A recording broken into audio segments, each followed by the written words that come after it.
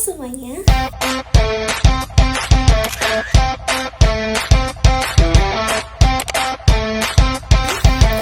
Nah, jadi teman-teman, hari ini kita akan membahas salah satu topik paling penting di era digital, yaitu mengenai Big Data. Teman-teman mungkin sering mendengar istilah ini, tapi sebenarnya apa sih itu Big Data dan kenapa perusahaan, pemerintah, sampai layanan kesehatan sangat bergantung pada Big Data. Nah, jadi Big Data bukan hanya sekedar data yang banyak. Dalam modul dijelaskan bahwa Big Data adalah kumpulan data yang volumenya sangat besar, datang dari berbagai bentuk dan bertambah sangat cepat sehingga tidak bisa diproses dengan cara tradisional. Lalu, kemudian menurut Schonberger dan Cukier 2013, Big Data adalah memungkinkan kita menemukan pola dan hubungan yang sebelumnya tidak terlihat karena keterbatasan teknologi.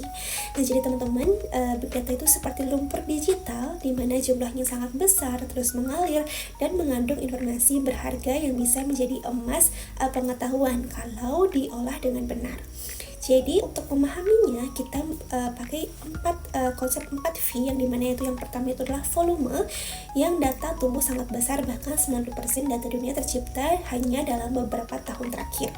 Kemudian yang kedua itulah velocity, yang dimana data mengalir dengan sangat cepat, misalnya dari pembayaran digital, sensor kendaraan, dan media sosial yang diproses hampir real time. Kemudian yang ketiga itulah variety, yang dimana bentuk data seperti teks, video, audio, gambar, data medis, hingga data IoT.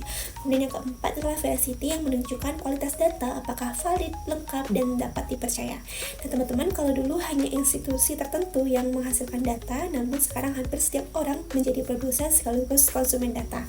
Jadi untuk mengolah data sebesar itu, kita membutuhkan teknologi seperti Hadoop, yaitu framework yang penyimpanan dan pemrosesan data secara terdistribusi, serta MapReduce, yang metode pemrosesan yang pertama kali dikembangkan oleh Google. Jadi teman-teman, secara seluruh proses mengumpulkan, membersihkan, hingga menganalisis data inilah yang disebut Big Data Analytics. Lalu apa manfaat Big Data?